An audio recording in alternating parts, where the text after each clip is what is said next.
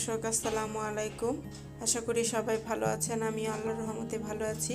আজকে আবারও একটা নতুন রেসিপি নিয়ে হাজির হলাম। আজকে দেখাবো কলার প্যানকেক। এটি সহজভাবে দেখানোর চেষ্টা করেছি। আশা করি সবার ভালো লাগবে। চলুন শুরু করা যাক। প্রথমে দুটো কলা নিয়েছি।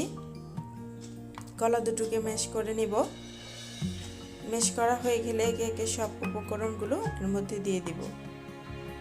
আমি একটু কোরানো নারকেল দিয়ে দিলাম। আমি ফ্রোজেনটা দিয়েছি, আপনারা ইচ্ছা করলে ফ্রেশটাও দিতে পারেন। একটু সাদা তিল দিয়ে দিলাম, একটু লবণ দিয়ে দিলাম,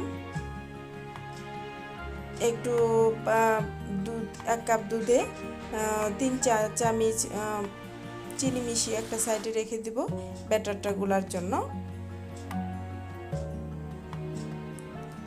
চালের গুঁড়া দিয়ে দিলাম। শুকনো উপকরণগুলো এখন হ্যান্ড উইক্সের সাথে মিশাবো।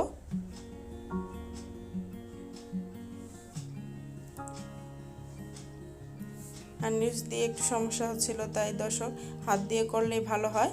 আমি হাত দিয়ে মিশিয়ে নিব। একটু একটু করে দুধ মিশিয়ে নিচ্ছি। বাকি থাকা চালের গুঁড়োগুলো দিয়ে দিলাম।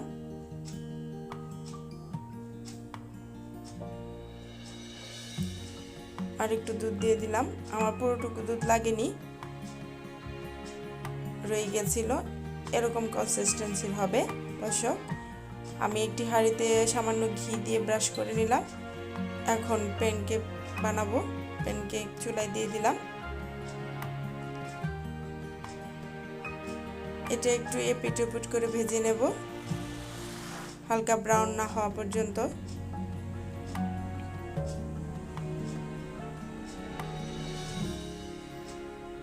এখন একটু উল্টিয়ে দিব। দেখুন দর্শক, কত সুন্দর কালার এসেছে। এটা খেতে অনেক মজা। বাচ্চারা তো অনেক বেশি পছন্দ করবে, বড়রা পছন্দ করে। বিকালের নাস্তা, সকালের নাস্তা আপনারা এটা বানিয়ে খেতে পারেন। আশা করি আপনাদের ভালো লাগবে। ভালো লাগলে আমার চ্যানেলটি সাবস্ক্রাইব করবেন, লাইক করবেন। কোনো ভুল ত্রুটি হলে কমেন্টে জানাবেন। আরও ভালো করার জন্য আমার চ্যানেলে আমাকে উৎসাহিত করবেন। আমার চ্যানেলের পাশেই থাকবেন। তো এভাবেই আমি সবগুলো প্যানকেক বানিয়ে নিব।